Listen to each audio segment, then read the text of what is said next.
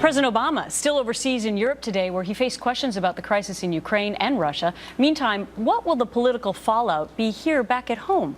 From implications for Hillary Clinton, who gave Russia that reset button a few years back, to her one-time boss, President Obama.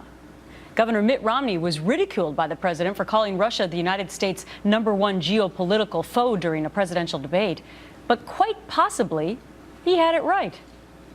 Over the 4 years where he and Secretary Clinton were working together, and now the year since then, it's hard to name a single country that holds America in more esteem and respect than when the president took office 5 years ago.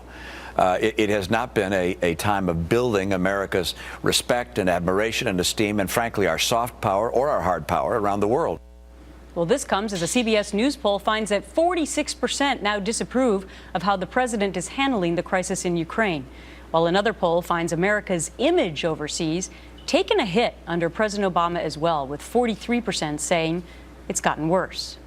Joining us now, Chris Plante, a radio talk show host of The Chris Plante Show, and Leslie Marshall, Fox News contributor and syndicated radio talk show host of LeslieMarshallShow.com. Great to see both of you.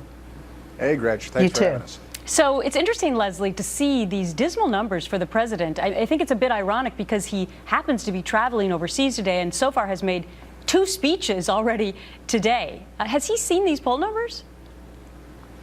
Well, I do believe the president's seen the poll numbers. And I have to tell you, Gretchen, even though I'm a Democrat, I'm not surprised at these numbers. What we constantly hear, whether it is from a former opponent like Mitt Romney, is criticism of how the president is handling foreign policy, specifically Putin, Russia, Ukraine. What we're not hearing is alternatives and specifics. I think people are missing a couple of things here. One is that through international law, the president's very limited on what he can do. And 2, we're not going to do this, and we're not doing it alone, and with the cooperation of our international allies, that's what we've been doing. And the second thing is Ukraine is not as important as perhaps we are perceiving it to be. It doesn't have the resources, it doesn't have the import and export, and geographically it's not positioned as some of our other allies like Israel. Russia certainly is, though. Also in that new poll that I talked about in the lead-in, it found that 59%, Chris, of Americans think our country is less powerful as a world leader than it was a decade ago. Now, keep in mind, that's when President Bush was in office,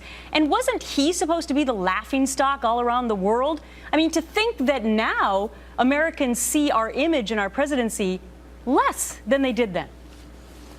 Well, it is, you know, Leslie started out by saying, what with all the negativity that is directed at President Obama, you know, I almost laughed out loud. I had to contain myself. There's no critical reporting on President Obama, on the economy, on Obamacare. 2 of the networks, Media Research Center, came out with a study today.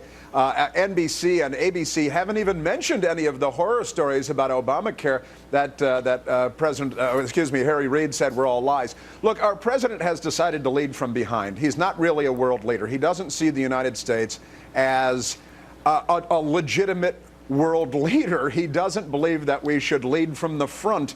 That's why he leads from behind. He started out by insulting the British his first week in office by sending the bust of Winston Churchill back to them. He insulted the Czechs and the Poles by taking down that missile defense that had been agreed to.